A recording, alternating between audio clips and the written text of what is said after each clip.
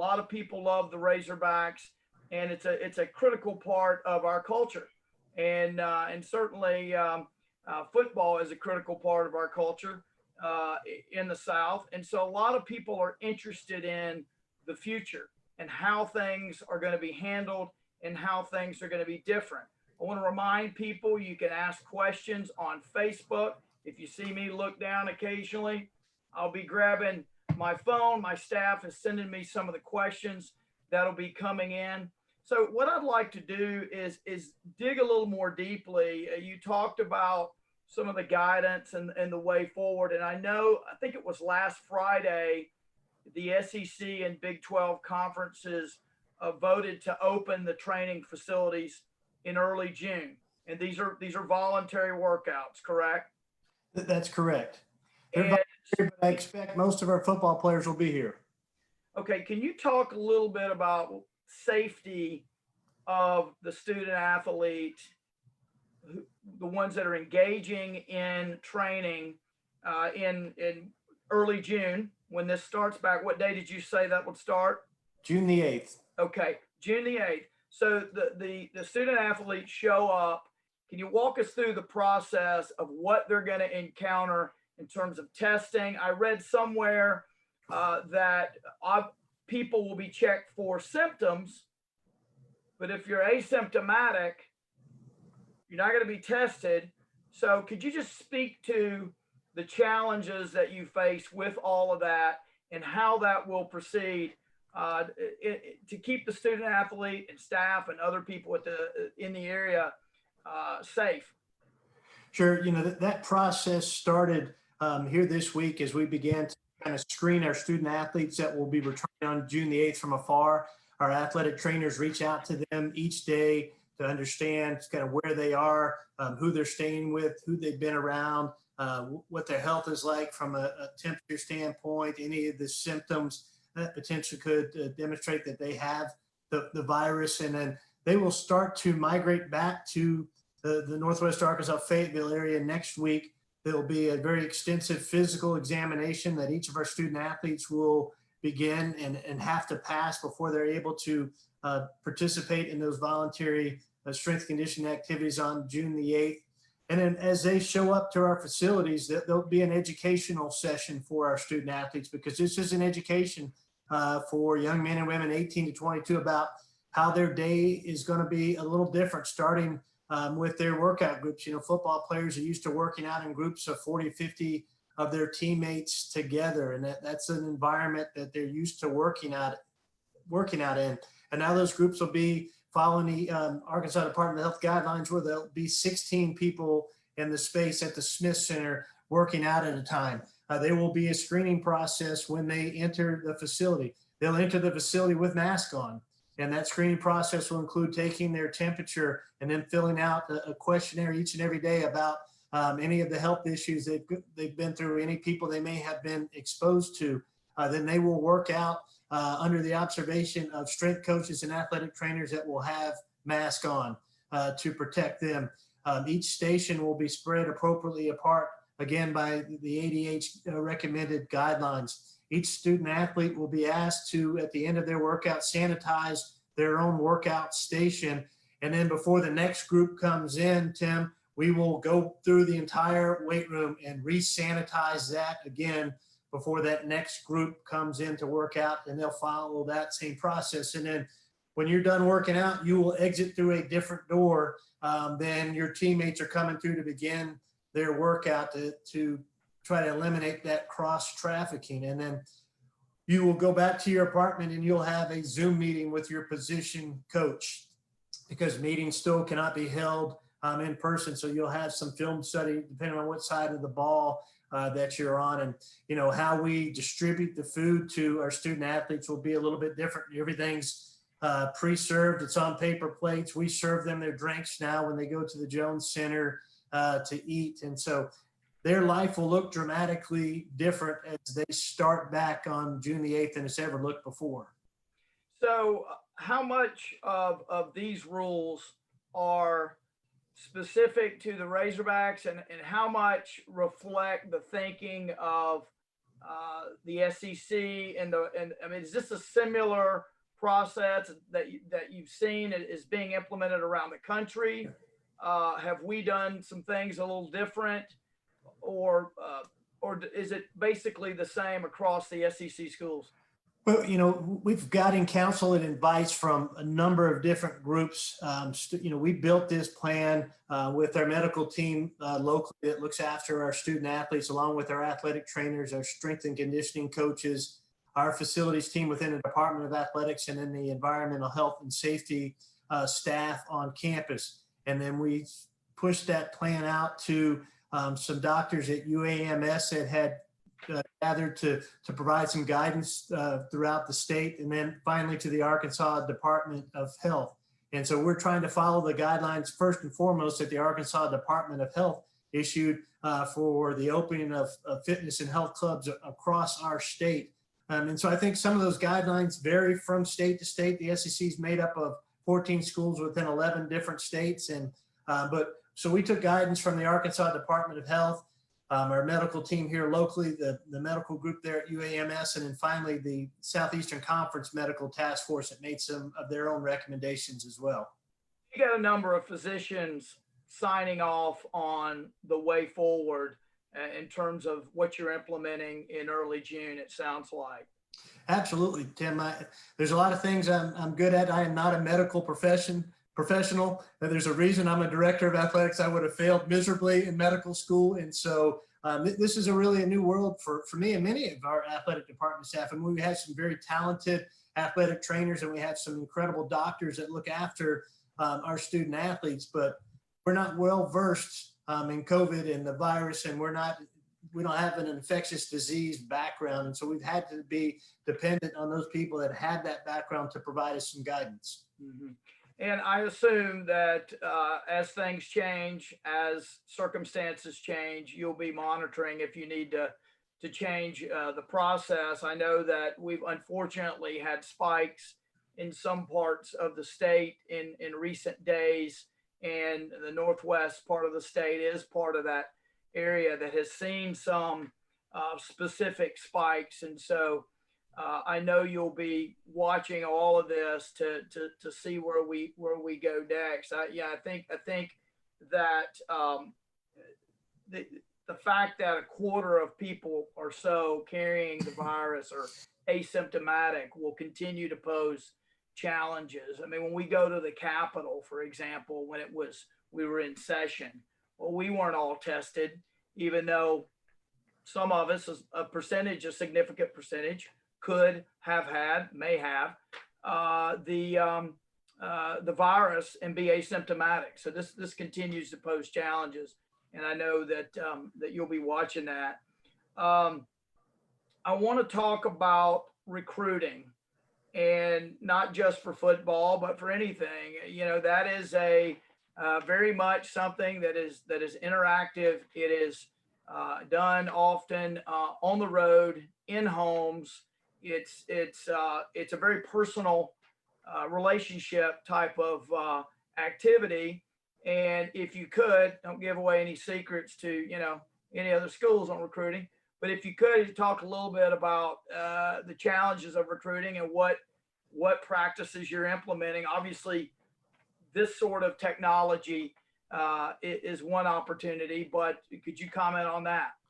Sure. I mean, that's one thing that was taken away as well as recruiting, and the NCAA just extended that through a dead period through July 31st. And the summers are really normally a busy recruiting schedule for many of our sports. And so our coaches, as coaches across the country, have had to adapt adapting to virtual recruiting. And I think what some of them have found is that this may be actually a little bit better lifestyle than they've had hitting the road and jumping in a car or jumping on a commercial flight or a charter flight, whatever the case may be, and traveling all over the country with every free moment that they have. And I think what they're also finding out is the young men and women you're recruiting, 15, 16, 17, 18 years old, they have these things called cell phones that they, live with 24/7. They know how to use them, and they really feel comfortable participating in a call like this with a coach or a FaceTime call or bringing their moms and dads in. So I think this may be something that positive that comes out of this is this virtual recruiting. And you eventually you want the young man or young woman to come to your campus and see how special Northwest Arkansas is and the state of Arkansas and our great facilities in person and have that in-person contact. But I think one thing our coaches have found is this virtual recruiting thing may catch on. Yeah. Well, look, I think we've all seen how much we can get done from either our homes or some other location, and then walk down the hall and have dinner with your family.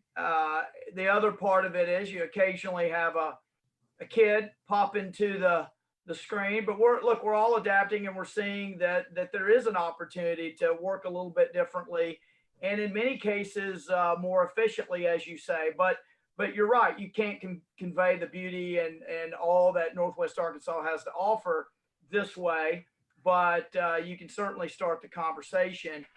Before we go too far, we've got this graphic that you prepared. If you want to walk us through that, I think that we can we put this up on the screen? Okay. So I want to just walk through. So we've got this graphic where you talk about the different groups of the student athlete return to campus. And group one relates to the fall sports: football, soccer, volleyball, men and women's cross country, men and women's basketball. And then you go to these phases: group two, which is June 22nd, the winter sports; group three, June 29, incoming freshmen, fall sports; and then group four, July 6, spring sports. You want to talk a little bit about, we won't spend a lot of time on it, but there's a lot of information there. You want to talk a little bit about that graphic? Sure, absolutely. I mean, obviously that first group, that June 8th group, includes our fall sports and football, soccer, volleyball, cross country, along with men's and women's basketball. Men's and women's basketball and football would normally be on campus during the summer, taking summer school classes and working out with their coaches for a limited time each summer. And so they're used to this type of activity. And then we have student athletes from other sports that may stay in the area, take summer school classes. They can't officially work out with their coaches, but they can be in our weight rooms, training rooms, and working out with their teammates, et cetera. So, we didn't want to overwhelm and shock our system in bringing everybody back at one time, because if, everybody's got to take that physical exam. We've got to educate our student athletes on some of those things we've already discussed. And so we prioritize them really with where their seasons fall during the course of the year. And so you've got our fall sports followed by our winter sports. One decision I made, Tim, was our incoming freshman student athletes and not bringing them in on June the 8th. It's a hard enough adjustment being a young man or young woman going from being a high school senior student athlete to a freshman student athlete. In doing so in this environment even intensifies kind of that change for that young man or woman. And I thought it was in our best interest to work out the kinks of our process of welcoming our student athletes back and then welcome our freshman student athletes back. And so that's why those freshmen from those fall sports and men's and women's basketball kind of have a 3-week lag time before they report. But, we're rolling out our facility. So this is kind of phase one, and this will include just the weight rooms and the training rooms. The student athletes will not have access to their locker rooms. They will not have access to the student athlete lounges that most have in their facilities. It's just weight room access, open air fields, the outdoor fields that we have, as well as their athletic trainers. Gotcha. I want to remind people, if you want to ask a question, just ask it right there on Facebook, and my staff is going to be texting me. In fact, we have a question here from Michael on Facebook, and it is related to where I was going to go next. We've talked about the difference that the student athletes are going to see, but now we sort of pivot to what the Arkansan who normally attends games, attends athletic events, sort of what they're going to see. The specific question of Michael is how are you going to social distance, or what are you planning in terms of social distancing at Razorback Stadium in terms of football? And then I would ask a broader question related to that, which is just sort of what are you thinking at this point about not only social distancing at the stadium, but are you even talking about having a significantly reduced number of attendees or none at all, sort of like some basketball games during the tournament? What you're thinking, what are fans going to see that's different, if you even know at this point? And the easy answer is we don't know at this point, but I will tell you our number one plan, Tim, is we are planning to have unlimited capacity at all of our venues, starting with Razorback Stadium, our soccer stadium and volleyball facility this fall. We're starting from when you arrive on campus and what that experience looks like for you. Normally we will shuttle in anywhere in the neighborhood of about 10,000 fans from outlying lots where they park their vehicles on shuttle buses. And those shuttle buses normally are packed with fans. Every seat's filled and the aisle is filled. Obviously a challenge to social distance and shuttle people in. So what does that look like?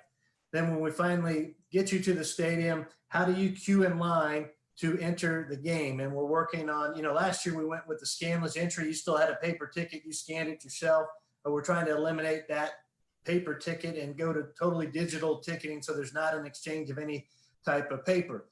Then you come into the stadium, you want to go buy a soda or some popcorn. How do we queue you in line at the concession stand?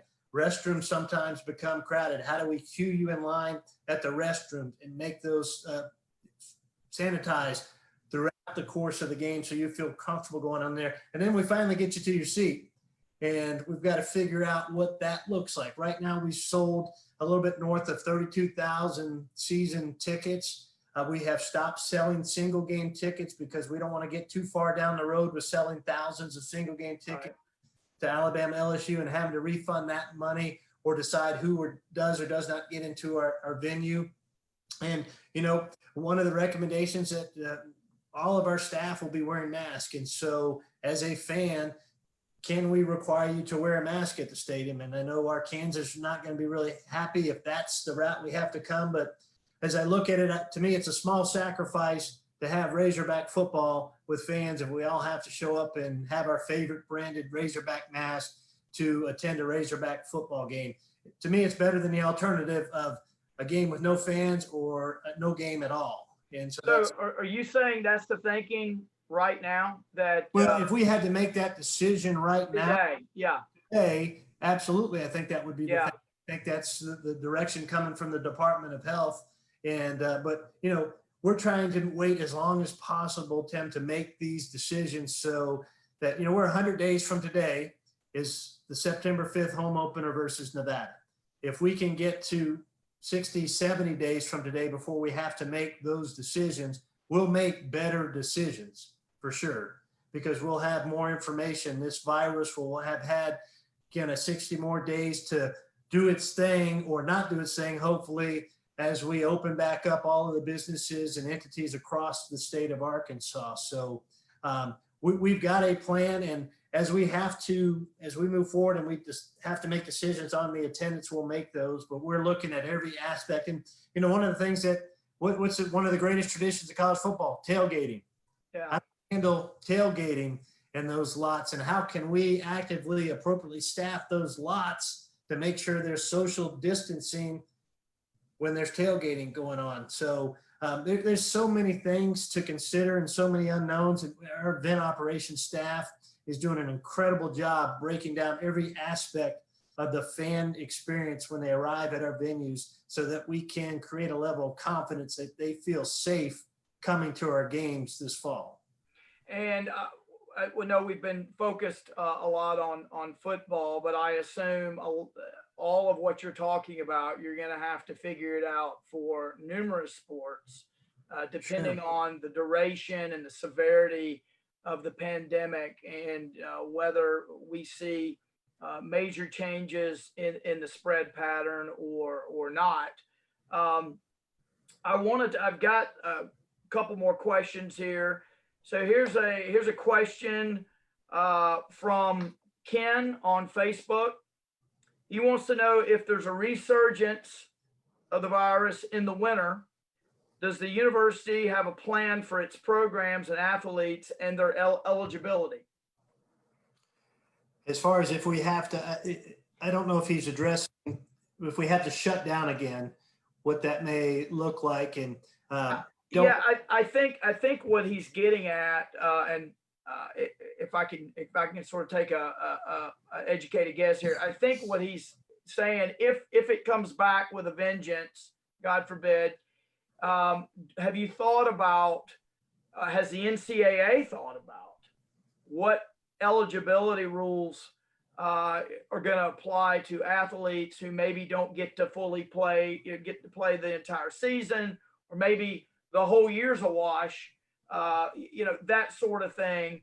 And it may be a little early on that. And those may be NCAA decisions in terms of what the eligibility of student athletes to play an additional year to get that year over, that sort of thing.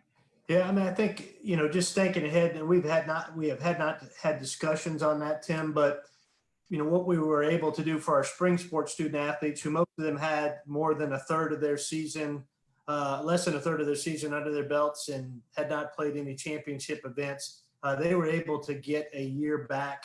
And so it was, whether you want to call it the redshirt year, the COVID year, they all got a year back. Our winter sports student athletes, which is men's and women's basketball, swimming, gymnastics, their championship season without the NCAA championship was completed. They had played their regular season. They're in their championship season. Those student athletes did not get their year back. So I think whatever point in time in the season, if we have to postpone a season, that the eligibility of those student athletes moving forward will be treated similar to the spring and winter sports student athletes and how they were treated this past year. Gotcha. So let me ask you this. So here's one that relates to also if there's a surge. Could we see football and some other sports that are traditionally played in one part of the year be played in another part of the year, possibly? Sure. We have probably 12 different scheduling models that had been presented to us. And the first model is, starting football September 5th as scheduled. And then that last model is, somehow playing college football in the spring. Most of us don't believe that makes a great deal of sense. It's at our level, you've got, depending on when the NFL season comes, you're going to have some senior student athletes decide not to play because they're going to prepare for the NFL draft in their NFL careers.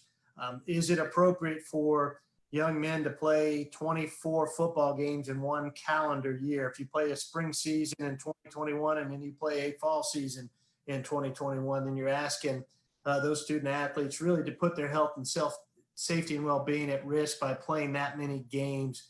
And then there's a development of players if you do that. Normally the spring is your time where you develop, where you lift weights and you hone your craft, and you're going to lose that piece of it. So there is an option that's on the table. I'm not sure that there's many of us in the industry that support that option for those reasons I just mentioned. Gotcha. So I'm going to try to ask some several hopefully quick questions. We try to keep these anywhere 30 to 45 minutes. Sometimes they creep a little long. We're already at about 30. So let me run through some of these. First of all, from Facebook, the issue of vaccinations. If a vaccine comes out, will athletes be required to be vaccinated?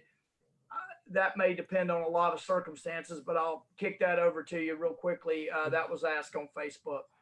I don't know if they'll be required, but I know that we would try to acquire those vaccinations for athletes. I mean, yeah. I think it would make a great deal of sense, but obviously, similar to the testing, you'd want those in our state that are at high risk, whether it's because of age or other health issues, that had access to those tests first. And we wouldn't prioritize student athletes over anybody at a health risk for sure. Certainly. Real quickly on a question that was asked about finances of student athletes. You've got all this stuff going on with athletics. What about, how does this impact, if at all? And I think I know the answer to this, but I want to let you speak to it. How does it impact their scholarship, student athletes' ability to pay for their education? Right. whether they get to play or not play or Yeah. what have you. So, we honored our spring sports student athlete scholarships and have continued to honor those. Our student athletes that are returning for voluntary activities that are on full scholarship, they will receive their room and board checks this summer. Some are going to summer school. So we have continued to honor all of those scholarships. If we don't have a fall sports season, but there is an academic year that's online or distance learning, we will honor those scholarships for those student athletes. Now, at some point in time, we're going to have to balance revenue versus expenses if we don't have a sports season next year. But the academic piece of that and the scholarship, at least to take classes, that's an easy one for us to make sure we continue. To make good on the scholarship. Got it. One question here about the fact that we have a lot of different states impacted differently depending on where you are. Some states hit really hard at the beginning. They're starting to see a decline. Other states are now starting to see a spike in infections. So the question is, and I think this is probably an NCAA, I'm almost positive it's an NCAA issue, but I'll ask it because it was asked.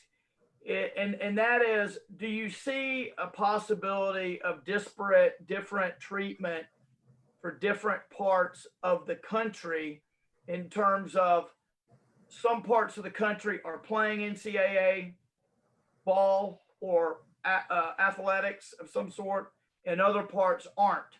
Or do you think the NCAA will decide one way or the other? Yeah, no, the NCAA has already decided that's going to be institutional decisions because exactly what you said, each area is a little bit different. And so they have not tried to mandate.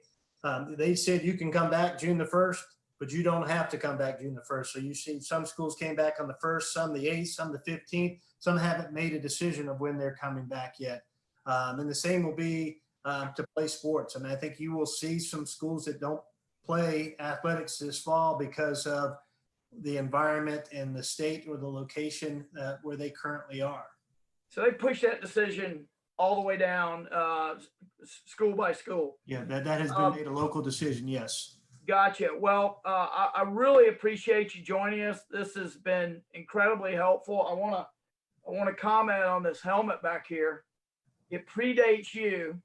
So this is a real on-field helmet that I bought. I went up in 2000. No one asked me about the helmet, but I just got to tell you.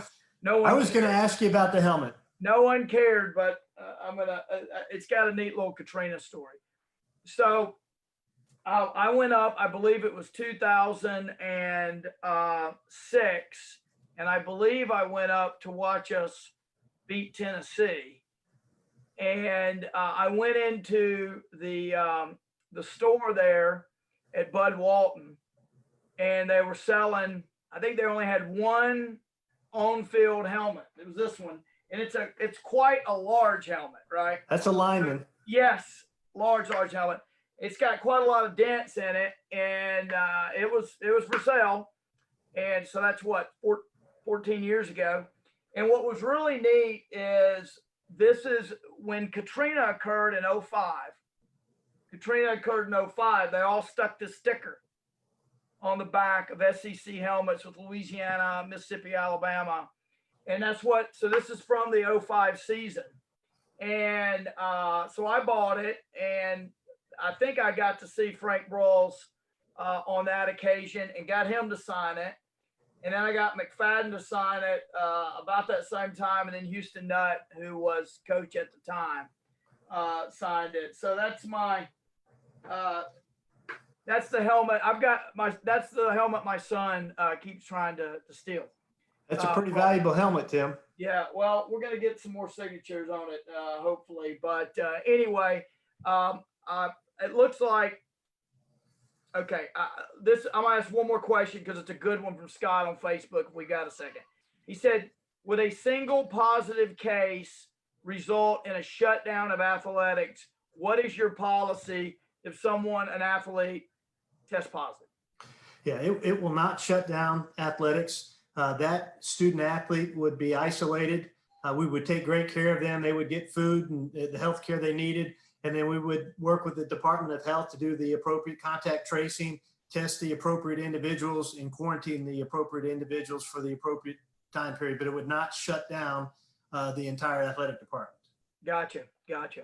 Well, look, thank you again for coming on here. I think you provided just a lot of information that it's good for folks to hear. I'm sure a lot of this, a lot of these issues are the same sorts of issues that other athletic programs in the state, other universities are dealing with, and even some high schools and others are dealing with. And so this is really helpful. I appreciate it very, very much. And I know the folks watching enjoyed it. If we can ever help, let us know. And I'll be watching anxiously to see how this unfolds. But thank you for all you do, and stay safe up there. Thank you, Tim. Appreciate the opportunity. Stay safe in Little Rock. Thank you so much. All right. Bye-bye. Bye-bye.